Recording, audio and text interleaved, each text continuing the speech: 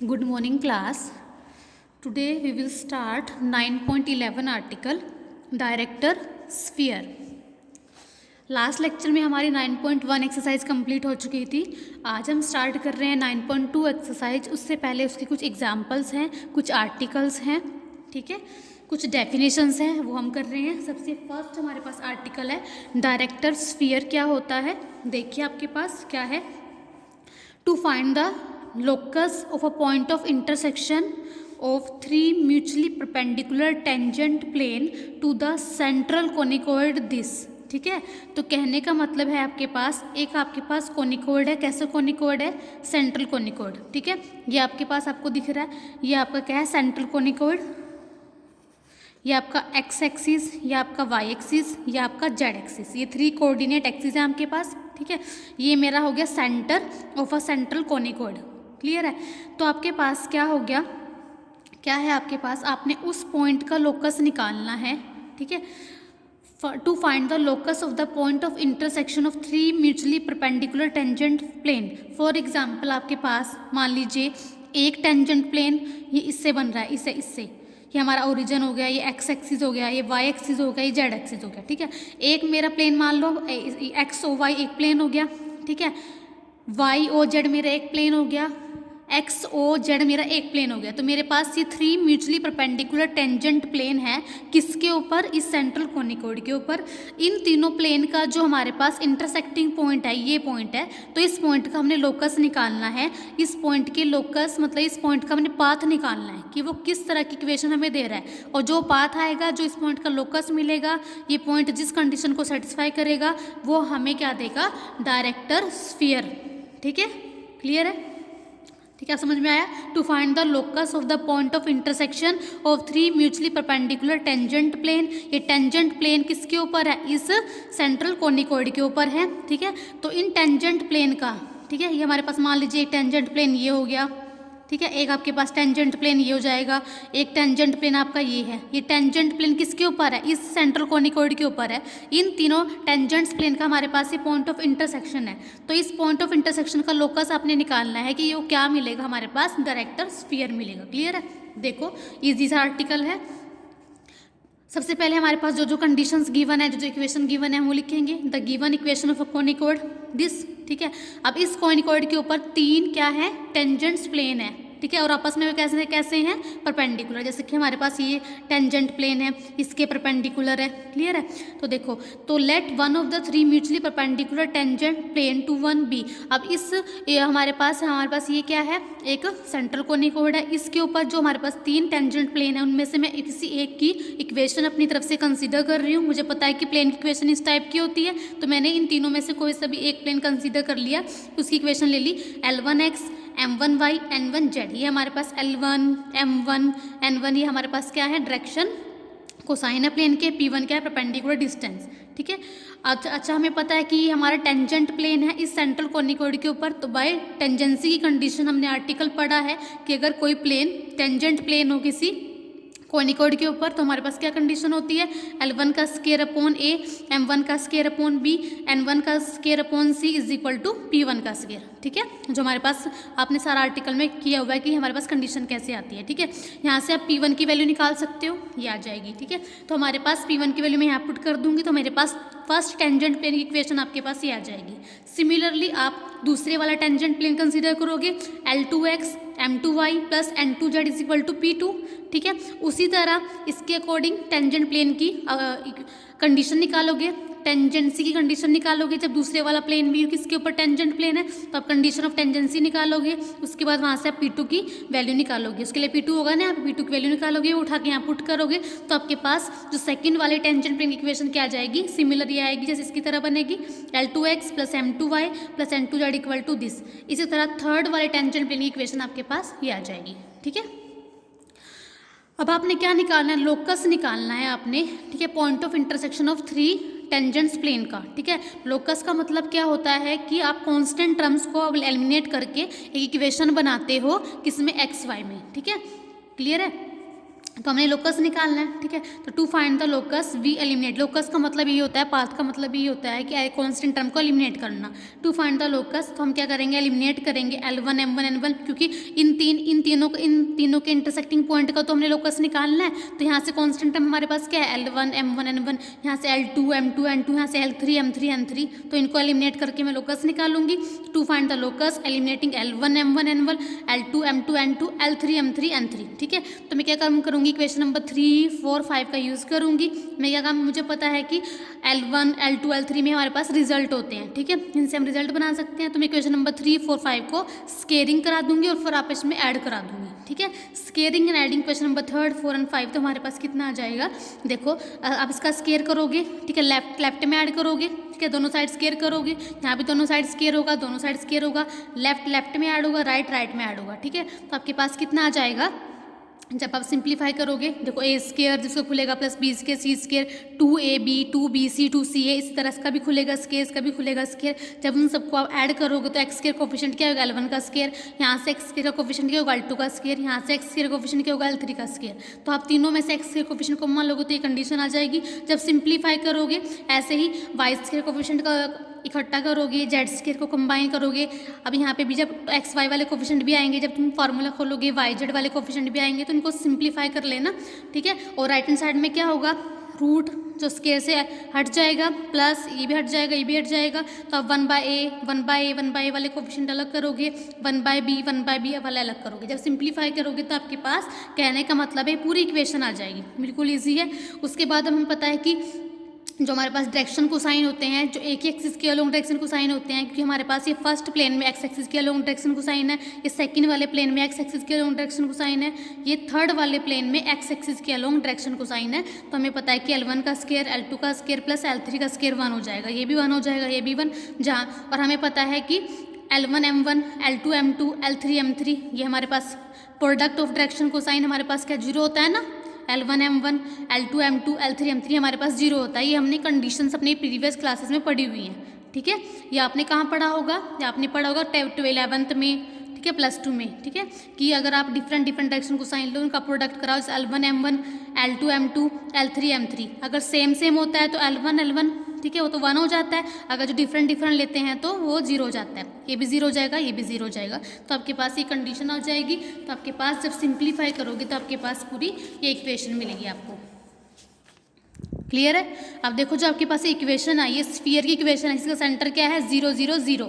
देखो x -0 y -0 standard form है ना, z -0, तो सेंटर क्या है 0 0 0 और रेडियंस क्या है √ में 1/, इसको आप ऐसे लिख सकते हो √ में स्क्वायर, ठीक है। तो रेडियंस क्या है √ में 1/a + 1/b + 1/c। तो हमारे पास एक स्फीयर की इक्वेशन मिल गई और इसको हम बोलेंगे director sphere of the central कोनिकॉइड।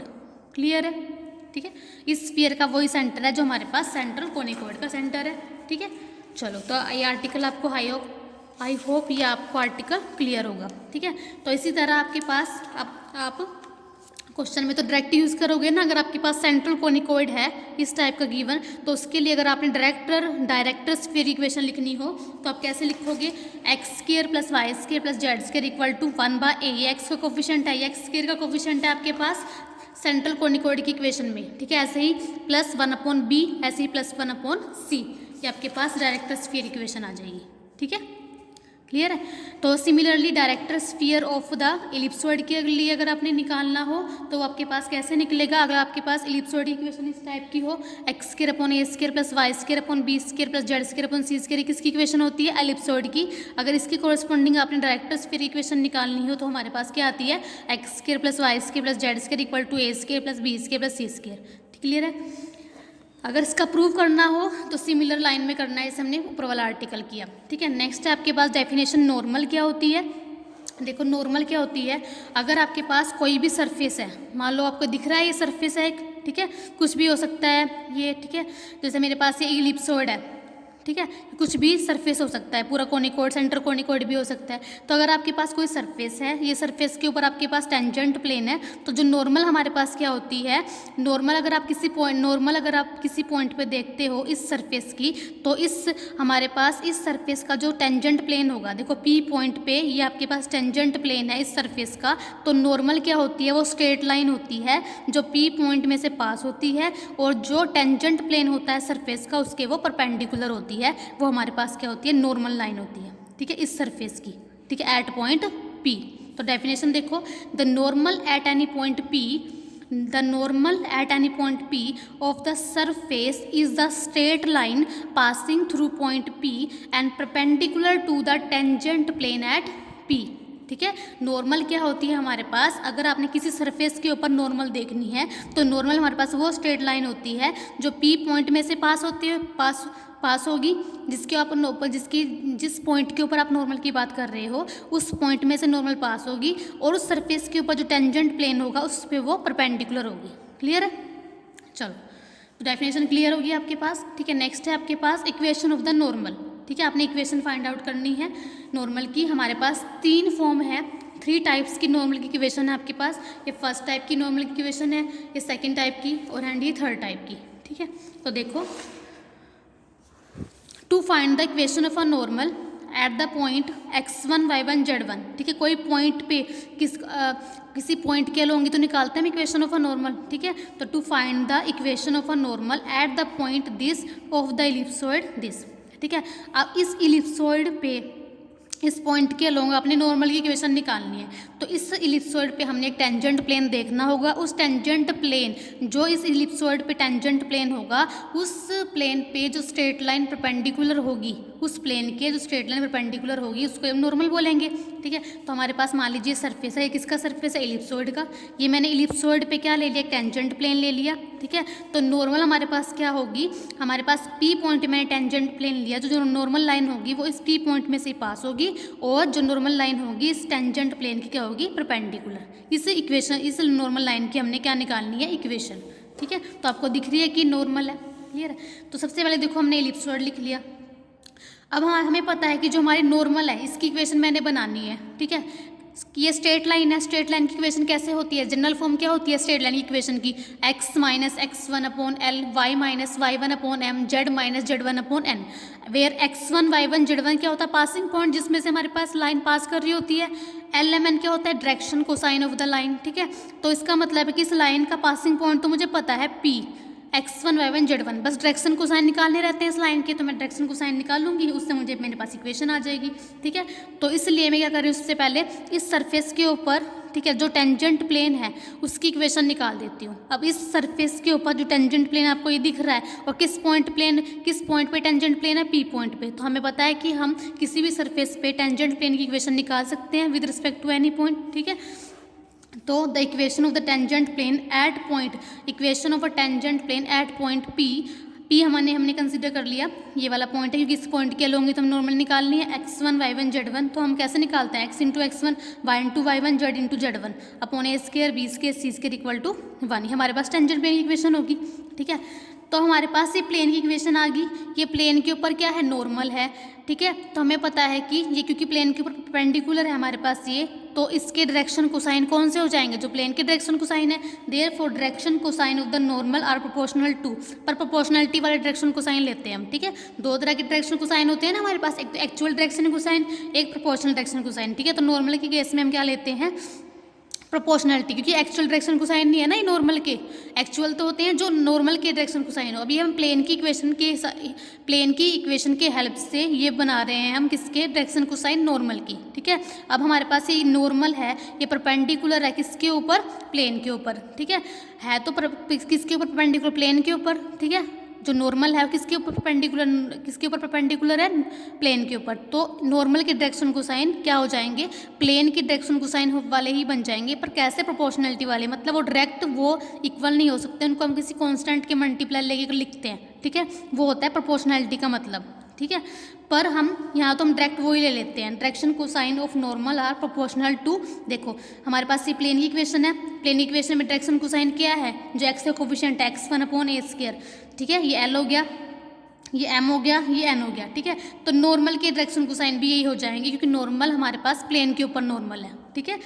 किसी भी अगर प्लेन के आपके पास डायरेक्शन कोसाइन आपको पता है, अगर प्लेन के ऊपर कोई लाइन है, क्योंकि हमारे पास ये नॉर्मल है प्लेन के ऊपर ही तो है, तो इसलिए इसके डायरेक्शन कोसाइन भी वही हो जाएंगे जो प्लेन के डायरेक्शन कोसाइन है। तो हमारे पास जो नॉर्मल के डायरेक्शन कोसाइन वो जाएंगे x1/a², ठीक है, कोमा y/b², कोमा z1/c², ठीक है। अब हम इक्वेशन निकाल लेंगे नॉर्मल की, पी पॉइंट में से पास होती हुई, x - x1/l, y - y1/m, z - z1/n। तो हमारे पास किसकी इक्वेशन आ गई, नॉर्मल की इक्वेशन, ठीक है। अब सही तो फर्स्ट फॉर्म होगी। इसी तरह अगर आप अपनी सेकंड फॉर्म बनानी हो नॉर्मल की, सेकंड फॉर्म क्या होगी हमारे पास, ठीक है। देखो हमने जो हमारे पास क्या गिवन था, एलिप्सॉइड था गिवन, उसको मैंने एक फंक्शन कंसीडर कर लिया, फंक्शन x y z, ठीक है। जो एलिप्सॉइड हमारे पास ये गिवन था ना, जिसके ऊपर हमने नॉर्मल निकालनी है, उसको मैंने एक एक्स वाई जेड का फंक्शन कंसीडर कर लिया, ठीक है। तो फंक्शन अगर हम कंसीडर करते हैं तो इक्वल टू में 0 लेके कंसीडर करते हैं, तो 1 को आपने उस साइड शिफ्ट करना है, तो हमने एक फंक्शन कंसीडर कर लिया एक्स वाई जेड में, क्लियर है।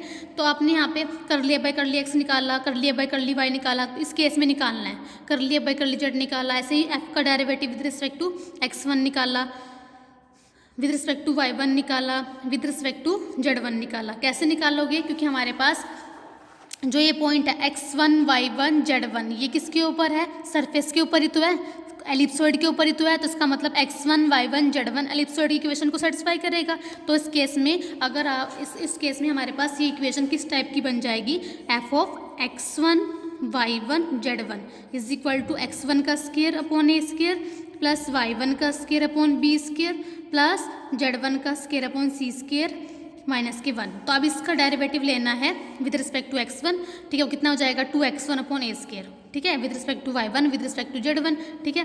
तो सिमिलर, तो हैंस इक्वेशन नंबर 3। अब इक्वेशन नंबर 3 को देखो उसने कैसे लिखा हुआ है, नॉर्मल इक्वेशन को उस हिसाब से रिड्यूस कर दिया, x - x1 as it is x1 upon a square, यहाँ से x1 अपॉन a स्क्वायर की वैल्यू निकाल दी उसने, कितनी आ जाएगी 2 अपॉन में चल जाएगा 1/2 कर लिया बाय कर लिया x1, ठीक है। तो यहाँ पे सिंपल उसके प्लेस पे x1 अपॉन a स्क्वायर के प्लेस पे उसने ये लिख दिया है कि यहाँ से x1 अपॉन a स्क्वायर की वैल्यू 1/2 कर लिया बाय कर लिया x1, ठीक है। तो हमारे पास सेकंड फॉर्म होगी। थर्ड फॉर्म है हमारे पास नॉर्मल की इक्वेशन की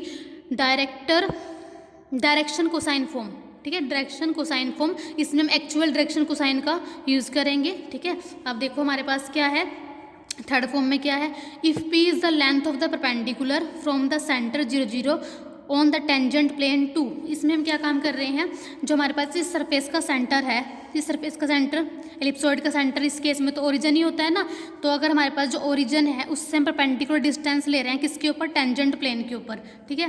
तो उस केस में हम इस परपेंडिकुलर डिस्टेंस की मैं वैल्यू फाइंड आउट कर रही हूँ। देखो हमारे पास मान लो ये सेंटर हो गया 0,0,0, ठीक है, एलिप्सॉइड का, इससे मैंने परपेंडिकुलर डाला टेंजेंट प्लेन के ऊपर। टेंजेंट प्लेन की इक्वेशन हमारे पास क्या है, x into x1 upon a square plus y into y1 upon b square plus z into z1 upon c square equal to 1, ठीक है। तो अगर हमने परपेंडिकुलर डिस्टेंस निकालना हो किसी पॉइंट से किसी प्लेन के ऊपर, तो हमारे पास क्या फार्मूला होता है, मैंने आपको स्फीयर वाले चैप्टर में भी बताया, तो हम कैसे निकालते हैं, जीरो की हम कैसे निकालते हैं, परपेंडिकुलर डिस्टेंस। मान लीजिए हमारे पास पॉइंट है 0 0 0, इससे हमने परपेंडिकुलर डिस्टेंस p निकालना है इस प्लेन के ऊपर, तो हम कैसे निकालते हैं, मैं आपको निकाल के दिखाती हूँ। देखो मैंने आपको पहले भी बताया हुआ है सारा फार्मूला, आप भी बता रही हूँ। हम कैसे निकालते हैं, अंडर रूट,